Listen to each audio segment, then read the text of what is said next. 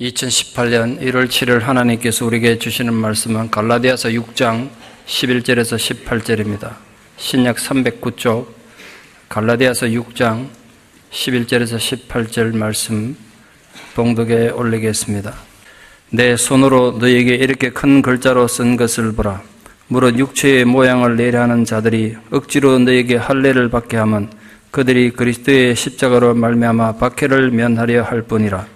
할례를 받은 그들이라도 스스로 율법은 지키지 아니하고 너에게 할례를 받게 하려 하는 것은 그들이 너희의 육체로 자랑하려 함이라.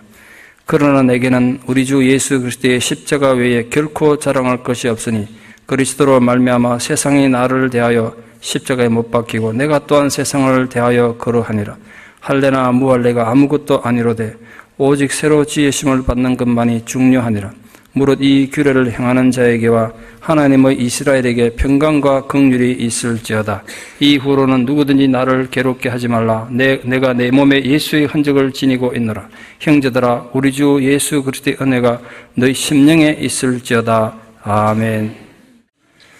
새해를 맞아서 모든 성도들 가정에 하나님의 위로와 축복이 한 해 동안 계속되기를 진심으로 축원합니다. 그 사랑으로 또 한 해를 열심히 한번 살아봅시다. 미국 최대 투자 은행 중에 하나인 모건 스탠리는 월드 트레이드 센터 무너지기 전에 세계 무역센터 타워2에 50개 층에 달하는 그 사무실을 임대해서 약 3,500명의 직원들이 근무하고 있었습니다. 2001년 9월 11일 테러가 일어난 운명의 날은 2,500명의 직원들과 주식 강좌에 참석한 250명의 민간인이 머물고 있었습니다. 그리고 테러가 벌어졌을 때 모건 스탠리 피해가 엄청날 것으로 추정하고 방송에서는 모건 스탠리 직원들이 굉장히 많이 죽었을 것이라고 보도했습니다. 안 그렇겠습니까? 3,000여 명에 10%만 죽어도 300명인데요. 그런데 그 많은 사람 중에 목숨 잃은 직원은 단 10명뿐이었습니다. 어떻게 해서 그런 일이 가능했을까요? 그건 지금도 9.11 테러의 영웅이라고 칭송받는 릭 레스콜라라는 위대한 인물의 희생 덕분이었습니다. 베트남전 참전 군이었던 릭 레스콜라는 미군에서 퇴역한 후 1985년부터 모건 스탠리 보안요원으로 근무했습니다. 그는 9.11 테러가 발발하기 수년 전부터 아무래도 이 월드 트레이드 센터 테러가 있을 것 같다고 그 월드 트레이드 센터를 담당하는 뉴저지 항만 관련청에 더 철저한 보안이 필요하다고 여러 차례 얘기했지만 비용 문제로 그의 제안은 번번이 거절을 당했습니다. 그래서 하는 수 없이 그는 자신의 개인의 비용을 들여서 전 세계의 보안 시스템을 연구한 결과 당국의 제안 대응이 너무 무의미하다고 판단해서 자체적인 재난 대응 체계를 마련했습니다.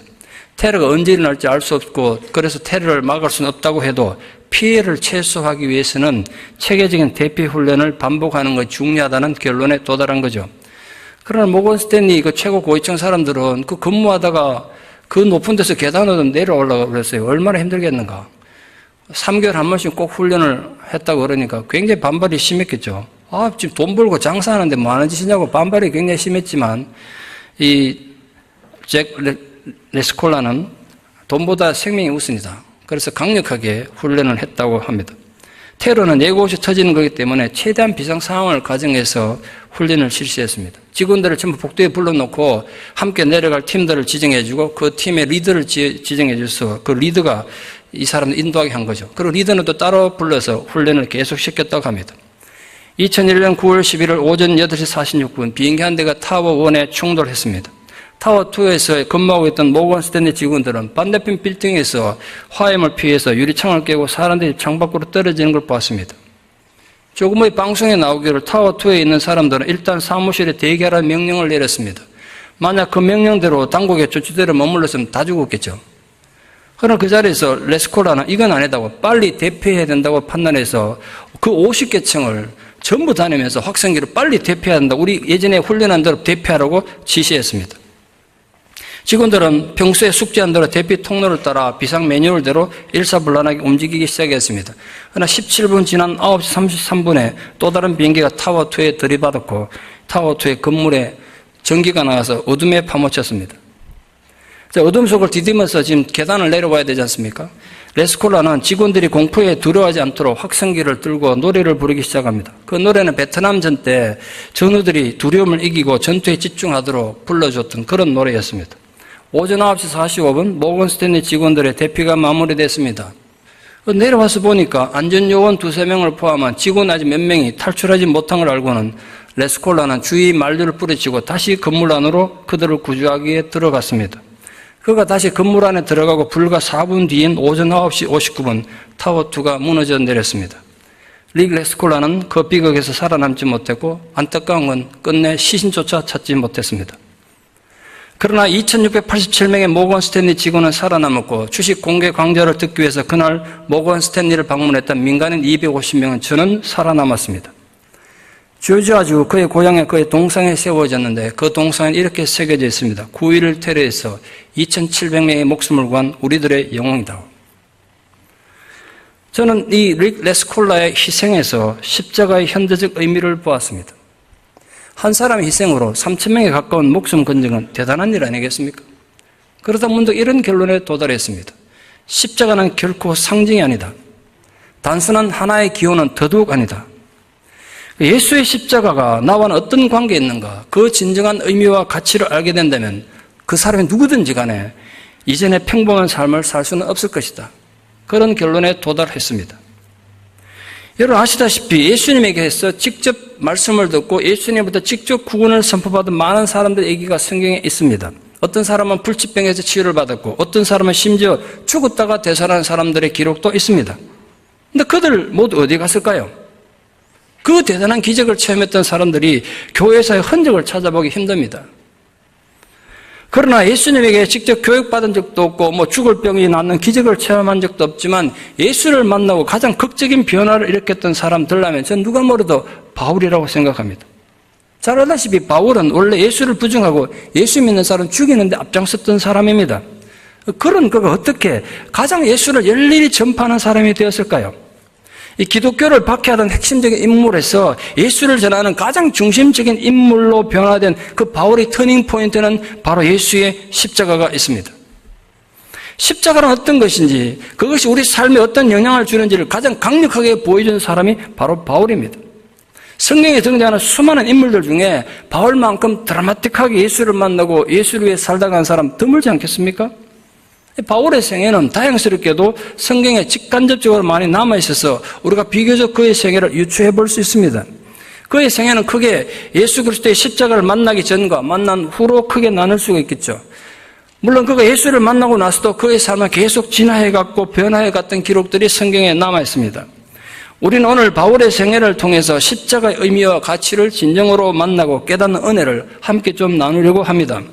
그래서 이 한 해 동안 우리 함께 살아가면서 십자가 든든히 붙잡는 믿음으로 승리하는 모든 성도들 되기를 축원합니다. 그게 원래 우리 교회의 목표입니다. 첫째는 십자가 발견하기 전에 바울의 삶을 잠깐 돌아봅시다. 바울은 자기 인생에 대해서 자부심이 대단했던 사람입니다. 거기 성경에 기록이 남아 있습니다. 빌립보서 3장 4절에서 6절 한번 찾아보시겠습니까? 빌립보서 3장 4절에서 6절에 보면 바울이 자신의 육신에 대한 자랑이 적나라하게 기록되어 있습니다. 이렇게 기록하고 있습니다. 만일 누구든지 육체를 신뢰할 것이 있는 줄 생각하면 나는 더욱 그러하니라. 나는 8일 만에 할례를 받았고 이스라엘 족속이요 베냐민 지파요 히브리인 중에 히브리인이요 율법으로는 바리새인이요 열심으로는 교회를 핍박하고 율법의 의로는 흠이 없는 자였다. 여기서 바울은 4가지의 출생적인 자랑과 3가지 종교적 자랑을 하고 있습니다. 먼저 출생의 자랑을 보면 첫째 8일 만에 할례 받았다는 거예요. 중간에 개종한 게 아니라 자기는 태어나면서부터 하나님 언약 백성이었다는 거죠. 둘째는 우리 양부모가 다 히브리인이고 이스라엘 사람이었다. 그러니까 난 순종 이스라엘 사람이라는 거예요. 아버지는 어머니 한쪽만 이스라엘 사람이 아니고. 셋째는 베냐민 지파임을 자랑했습니다. 베냐민 지파인 게 왜 자랑입니까? 베냐민 지파란 이스라엘 초대 왕인 사울을 잉태했던 왕족 혈통이라는 거죠. 그러니까 우리는 뼈대가 굵은 왕족 혈통의 가문이란 거예요. 넷째는 히브리인 중에 히브리인이라고 자부심이 대단했습니다. 히브리인이라고 다 같은 히브리인이야 이거죠. 자기는 그 중에도 최고 엘리트인 양반 히브리인이라는 겁니다. 이 종교적인 자랑을 살펴보면 첫째 율법으로는 바리새인이라는 겁니다. 우리 한국에도 가문을 자랑하는 KS 마크 받은 사람들처럼 자기는 가말리엘 문화에서 공부했던 영적인 엘리트였음을 자랑한 겁니다. 둘째는 교회를 박해하는 사람이었습니다. 열심히 박해하는 사람이라고 되어 있죠. 사내들인 공회 인정을 받은 이단 대책위원회 팀장쯤 돼가지고 기독교 말살을 위해서 멀리 원정 다니면서 열심히 활동했던 사람이라는 거죠. 마지막 셋째로 율법의 의로는 흠이 없는 자라고 그랬습니다. 유대인들은 10계명을 무려 613개의 계명으로 늘려서 엄격한 기준을 내세웠기 때문에 그 모든 율법을 지킨다는 건 거의 불가능했습니다. 기억이 나겠습니까? 613가지. 근데 바울은 그거 다 지켰다는 거예요. 이 정도 스펙이면 바울은 모든 유대인들이 부러워할 만한 가장 성공적인 유대인임이 분명합니다.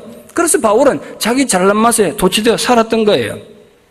그러나 그가 기껏 한 일이라고는 주의 교회를 핍박하고 주의 성도들 죽이는 하나님의 원수 노릇하는 거 아니었습니까?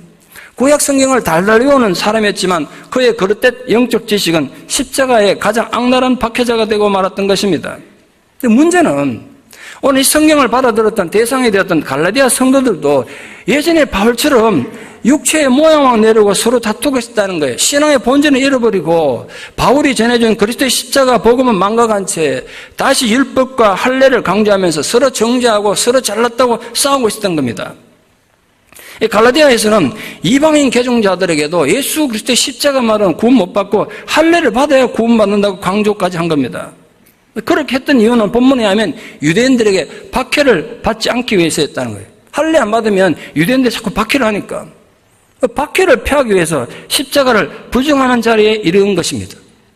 또한 할례 받은 자들을 자기 편으로 끌어들여가지고 우리 편이 너희들 편보다 세가 많다는 걸 과시하기 위해서 그래서 서로 자랑하고 경쟁하고 싶다는 거예요. 교회 안에서 그러고 싶다는 거예요. 그게 갈라디아 교회였어요. 그러나 두 번째로 바울의 인생에 180도 달라지는 사건이 있었는데 아시다시피 다메섹 도상에서 부활하신 예수님 만나는 경험 때문이었지 않습니까? 십자가에서 처형당한 자기 생각에는 비참하게 죽은 이 실패자 이단 개수였던 예수가 이 세상을 구원하기 위해서 십자가에 죽으시고 부활하셨다는 하나님의 아들이 되었다는 걸 알았을 때 그의 세계관이 완전히 뒤바뀐 겁니다. 자기는 죽어 마땅한 죄인이라고 경멸했던 그 예수가 하나님 아들이라니. 그는 이 세상의 화려한 이력서를 자랑으로 삼고 하나님을 대적하며 살던 바리새인 사울이 이제는 예수님 한 분만을 이 세상 그 무엇보다도 더 존귀한 분으로 자랑으로 삼는 하나님 종으로 거듭났던 거예요. 그 사이에 십자가가 있단 말이에요. 예수의 십자가에 대한 정확한 이해가 바울로 하여금 역사상 가장 위대한 선교사가 되겠고 신학자가 되게 했습니다. 어떤 제자들도 하지 못했던 일을 할 수 있었던 원동력은 십자가 때문이었습니다. 그러니까 바울의 많은 사상과 십자가는 뗄래야 뗄 수 없는 생명 같은 것입니다. 그 중에서도 가장 중요한 본문이 갈라디아서입니다. 마틴 루터가 종교개혁을 일으키게 된 동기도 이 갈라디아에서 만난 십자가의 가르침 때문이었습니다. 그래서 오늘 우리가 읽은 본문은 갈라디아에서의 결론이자 어찌 보면 성경의 결론이라 할 수 있는 본문입니다. 예수의 십자가의 가치를 발견한 후에 남다른 지성을 가지고 있었던 바울은 자신의 모든 가치관에 엄청난 변화를 가져오게 됩니다. 그래서 바울은 이전에 자기가 소중하게 여겼던 탁월한 가문과 지성과 종교적 배경 등 자신의 모든 자랑을 배설물로 여겼습니다. 빌립보서 3장 계속해서 7절에서 9절에 보십시오. 이렇게 자기가 고백하고 있습니다. 그러나 무엇이든지 내게 유익하던 모든 것을 해로 여기면 내 주 그리스도 예수라는 지식이 가장 고상하기 때문이라. 내가 그를 위하여 모든 것을 잃어버리고 배설물로 여기면 그리스도를 얻고 내가 그 안에서 발견되려 하기 위해서다. 1967년 이란의 팔레비 왕은 자기 세 번째 왕비였던 파라디바 왕비를 왕후로 추대했습니다. 왕후란 말은 자기가 이제 황제니까 그냥 왕비도 아니고 황제의 부인이라고 왕후로 한 거죠.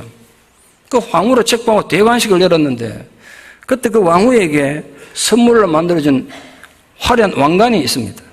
역사상 가장 화려한 왕관의 하나로 기억됩니다. 이란 중앙은행에 이 왕이 가진 모든 보물이 있었는데 그 보물을 해외로 반출할 수 없었기 때문에 유명한 보석 세공사들이 이란에 와가지고 그 중앙은행 지하에 앉아서 6개월 지하에 앉아가지고 만든 왕관입니다. 다이아몬드만 1469개, 에메랄드 36개, 루비가 34개, 스피넬이 2개, 진주가 105개, 다양한 스톤 등 전체 1541개의 보석으로 장식됐습니다.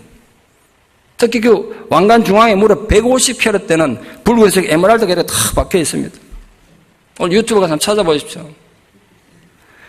그러나 12년 뒤에 잘 아시다시피 호메니 혁명으로 쫓겨나서 왕족은 전 세계로 뿔뿔이 흩어졌고, 둘째 아들은 미국에서 권총 자살하고 그 밑에 딸은 마약 중독으로 호텔에서 죽었고, 남편 팔레비 왕은 권자에서 쫓겨난 지 1년 만에 췌장암으로 이집트에서 죽었습니다. 그러나 파라디바 왕은 아직도 미국에 살고 있다고요. 그 많은 부귀영화가 무슨 소용이 있겠어요? 그녀가 이후에 그녀의 삶에 닥칠 불행과 고통을 알면서도 그런 화려한 왕관에 집착했을까요? 그렇다면 진짜 비정상이죠. 정상적인 어머니고 아내라면 내 자식과 남편의 생명을 구할 수 있다면 그런 왕관 수십 개 갖다 준다 해도 배설물을 여기지 않겠습니까? 오늘 바울이 십자가를 발견하고 자신이 그토록 가장 가치 있고 소중하게 생각했던 모든 것을 배설물 여겼다는 건 절대로 과장이 아니에요. 바울은 십자가를 통해서 그리스도를 얻고 그리스도 안에서 자신이 발견될 수 있다면 자신이 왕관처럼 자랑스럽게 생각하던 가문도 혈통도 학문도 세상의 지위도 모든 것들 쓰레기처럼 별 볼일 없는 것이라는 걸 깨달았다는 거예요. 그의 무소유, 이 비움의 정신은 기독교의 소중한 정신적 자산입니다. 저는 어릴 때부터 교회 다니면서 이 부분에서 굉장히 혼란을 겪고 불만인 게 하나 있습니다. 왜 우리 기독교는 탐욕적인가 그렇게? 왜 더 가지지 못해서 안달이고 더 누리지 못해서 안달이고 남들보다 더 이름을 얻지 못해서 그렇게 애를 쓰는가? 더 좋은 직분을 가지기 위해서 그렇게 목매다는가? 그건 아니라는 생각을 정말 많이 했어요. 정말 기독교의 정신은요, 십자가를 발견하게 되면 바울처럼 무소유란 말이에요. 비우는 거란 말이에요. 그게 기독교의 정신인데 우리 그걸 잃어버렸어요. 진정한 기독교 평강은요, 더 많이 가지고 더 많이 채우고 더 많이 누림으로써 얻는 평화가 결코 아니에요. 바울은 그 깨달음을 소중한 유산으로 후대의 정신적인 자산을 남긴 거예요. 알고 나니까 모든 것 쓰레기더라. 그게 배설물이더라고요. 그래 생각한 겁니다. 우리가 오늘도 목매다는 그 모든 것이 배설물이라고 자기는 버렸다는 거예요. 근데 우리는 왜 또 그걸 다시 가지려고 하냐 말이에요. 그래서 본문에서 성도들이 새로 지음받는 중요성을 말하고 있습니다. 새로 지음받았다는 것은 바로 그리스도의 십자가 도리를 발견하고 새로운 가치관을 가진 영적인 하나님 자녀들이 되는 걸 의미합니다. 그렇게 새로운 가치관을 가진 자들을 바울은 그들이 바로 하나님의 이스라엘이라고 오늘 표현하고 있습니다. 그러니까 히브리인 중에 히브리인이고 율법으로는 바리새인이라고 자부심이 대단했던 바울이 외치는 소리니까 우리가 좀 귀담아 들을 필요가 있지 않습니까? 바울은 혈통적인 이스라엘 더 이상 의미가 없다고 생각한 거예요. 그럼 그렇게 주장하고 있습니다. 할례를 받은 자든 할례 받지 않은 이방인이든 상관없이 새로 지음을 받은 모든 자들은 바로 하나님의 이스라엘이라는 겁니다. 지금도 이스라엘은 나라가 있고 이스라엘 사람이 있습니다만 그거 중요한 거 아니라는 거예요. 그건 의미가 없다는 거예요. 뭐 당시 유대인들이나 현재 이스라엘 사람들 들으면 기절할 만큼 불경스럽고 반역적인 사상이죠. 혈통적인 이스라엘 아니라는 거예요. 그러나 바울은 외치기를 진정한 하나님의 백성들은 혈통으로 태어나는 것이 아니라 이 규례를 행함으로, 다시 말해서 십자가의 도리를 알고 그걸 따르고 믿는 것을 통함으로써 긍휼과 평강을 얻는다고 말하고 있습니다. 오늘 사랑하는 여러분들은 무슨 자랑을 하며 살고 계십니까? 혹시 부지런히 이 세상의 것을 자랑하고 있지는 않습니까? 아니면 구주 예수 그리스도를 자랑하고 있습니까?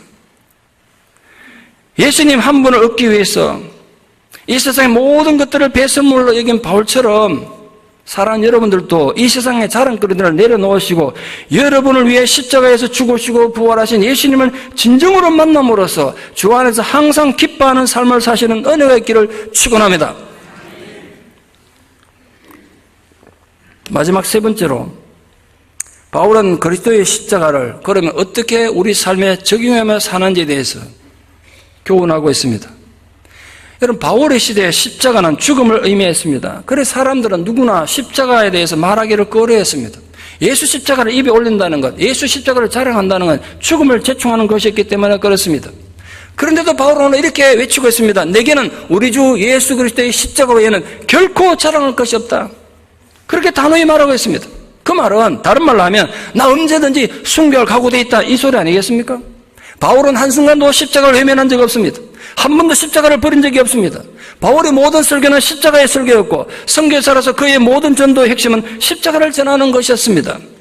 바울의 평생은 예수 그리스도의 십자가만 전하고 십자가만 자랑한 삶이었습니다.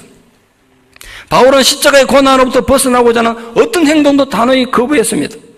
그런 날마다 자기 삶 속에서 십자가를 발견했을 뿐 아니라 그 십자가를 묵상하고 그 십자가를 지는 것을 기쁨으로 알았던 사람입니다.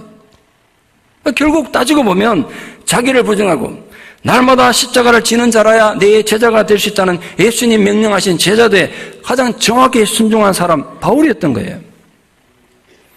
세상이 보기에 십자가는 부끄러움과 불행의 상징이었을 뿐입니다. 그러나 그 실패와 비극의 상징인 십자가가 바울에게는 하나님 구원의 능력이 나타난 유일한 자랑이었습니다. 바울이 그토록 십자가에 자신의 모든 존재 의미를 부여한 이유가 뭘까요?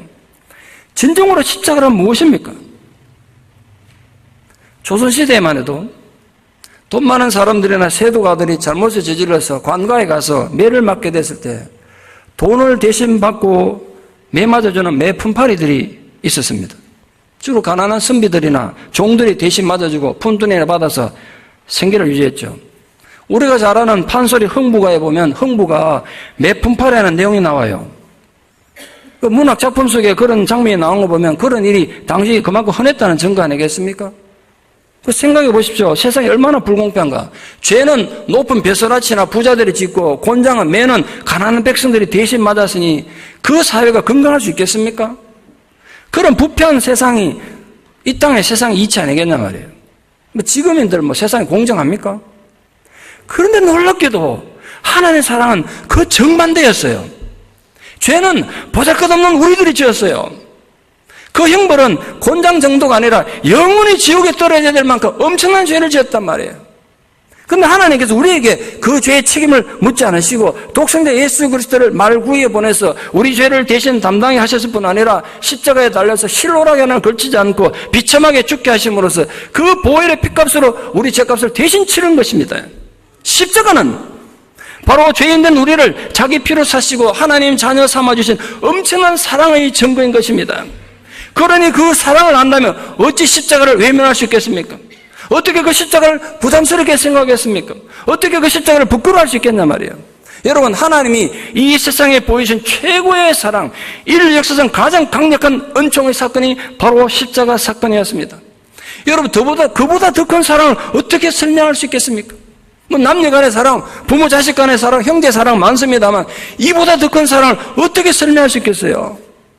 그러니까 제발 십자가를 고통스럽고 부담스러운 걸로 절대로 생각하지 마십시오. 십자가는 인간의 상상을 초월한 최고의 사랑, 최고의 헌신, 최고의 은총이었습니다.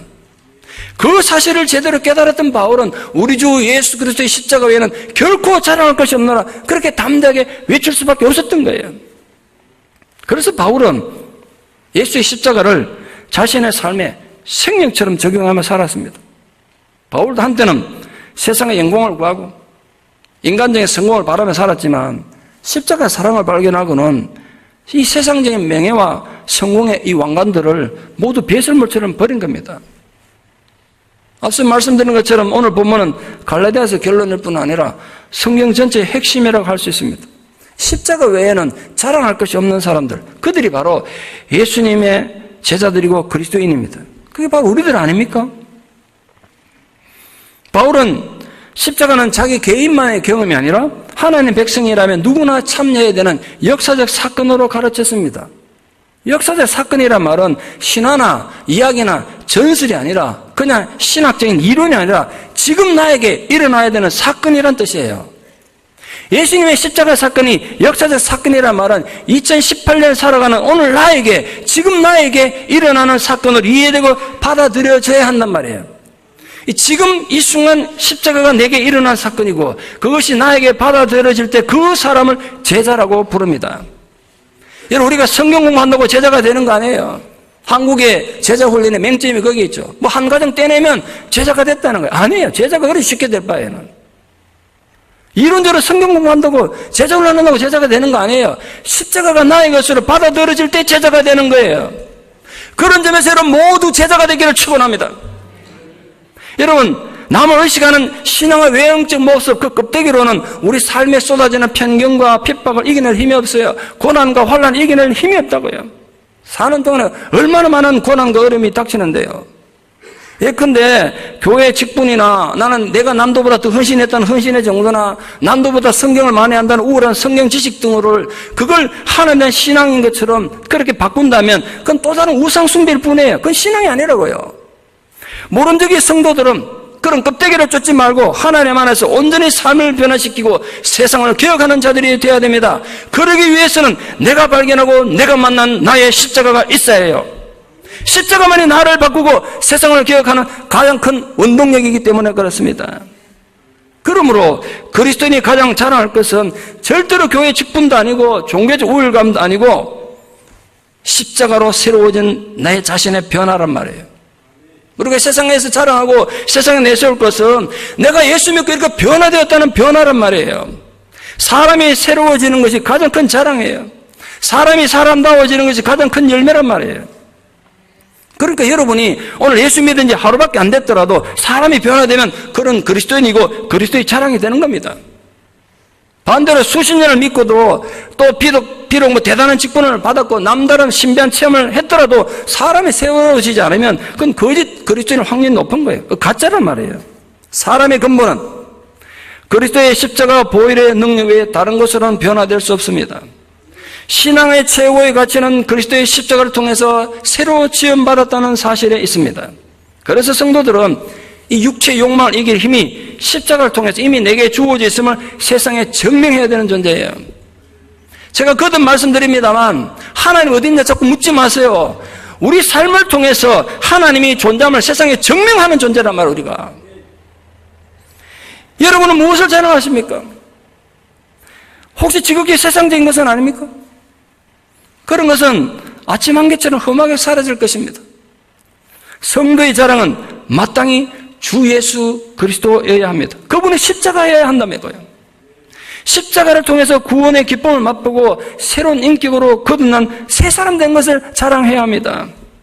부디 세상의 자랑을 버리고 그 그리스도의 십자가를 자랑할 수 있기 바랍니다. 거기에 생명이 있고 진정한 행복이 있고 성공이 있는 것입니다. 어린아이에게는 어머니가 있고 노예에게는 자유를 향한 갈망하는 마음이 있고 바다에는 물이 있듯이 나에게는 예수 그리스도의 십자가가 있다. 찰스 스펄전 목사님 그렇게 예수 십자가를 자랑했습니다. 예수님이 십자가에 달려 죽으신 것은 표면적으로는 죄인들의 죄를 사하여 누구든지 구원에 이르도록 하려는 하나님의 의도였겠죠. 그러나 신앙적으로는 예수의 제자된 자들 역시 자기 십자가를 지도록 하기 위해서였습니다. 그게 예수님의 가르침이 있었지 않습니까? 예수님의 가르침이 이거예요. 내가 너희들 앞에 너희들 죄를 위해 이렇게 십자가 지니까 너희들도 나를 따르고 내 제자가 되려면 너희 십자가를 지고 나를 따라야 한다고 가르친 거 아니겠습니까? 그런데 십자가 그러면 되게 거부감부터 가지세요. 힘들고 고통스럽게만 생각되기 때문에요. 십자가 져야 한다고 십자가 지라 그러면 예수 믿고 복 받고 잘 살라고 그랬는데 손해보는 느낌 들고 피해의식을 가지게 돼요.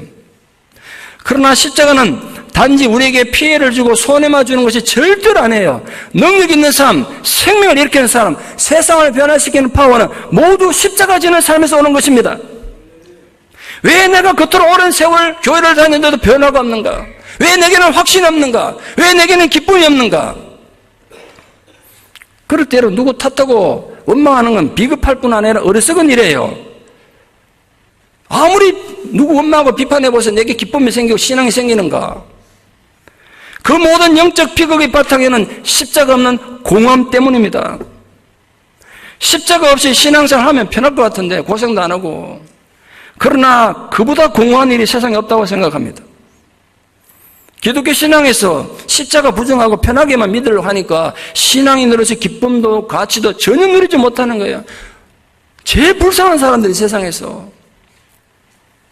모든 신앙의 비극과 실패의 근본 바탕에는 십자가 없는 싸구려 신앙이 있기 때문입니다. 여러분, 기독교는 결코 지적인 낭만을 즐기는 유치한 종교가 아니에요. 예수의 십자가를 이해하고 자신의 십자가를 발견하는 분들 되기를 바랍니다. 그리고 자기 십자가를 지는 신앙인이 한번 되어보십시오. 세상이 달라 보일 것입니다. 삶을 대하는 자세가 근본부터 달라질 거예요. 그건 이론으로 배우는 게 아니에요. 실천하는 신앙을 통해서 경험하게 되는 전혀 차원이 다른 감격이란 말이에요. 그러므로 누구라도 십자가에 대한 올바른 이해와 진정으로 십자가를 묵상하고 자기 십자가를 질 수 있다면 이전에는 상상도 하지 못했던 엄청난 능력 있는 신앙이 될 것을 믿습니다. 죽어가는 영혼의 생명을 불러일으키는 마중물이 될 것입니다. 그로 인해서 나를 변화시키고 우리 가정을 변화시키고 세상을 변화시킬 수 있는 그 하나님의 교회 성도가 될 것입니다. 2018년 이 새해 첫 주일에 이 축복의 말씀을 여러분에게 전하는 바입니다.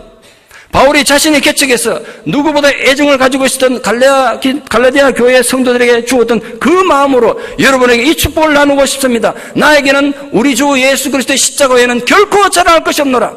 그 외침으로 새롭게 주어진 한 해를 멋있고 당당히 살아가는 주의 제자들 되시기를 진심으로 축원합니다. 기도드리겠습니다. 하나님 감사합니다. 오늘 이렇게 새해를 허락해 주시고 우리를 주의 제자로 불러주신 은혜를 감사드립니다. 내가 어떤 형편을 통해서 주를 믿게 되고 신앙인이 됐든 상관없이 내가 만약 십자가를 발견하지 못했다면 나는 불행한 사람인 것을 오늘 깨달았습니다. 주여 저희로 하여금 내게 주어진 내 삶의 십자가를 역사적으로 만나는 자들이 되게 하여 주시옵소서. 내 십자가를 발견하는 자들이 되게 해주시고 그 십자가를 지고 감으로써 진정으로 승리하는 믿음의 성도들 되게 도와주시옵소서. 그래야 우리 모두가 주의 제자가 되어 십자가 든든히 붙잡고 믿음으로 승리하는 이 한 해가 되게 하여 주시옵소서. 예수님 이름으로 기도드리옵나이다. 아멘.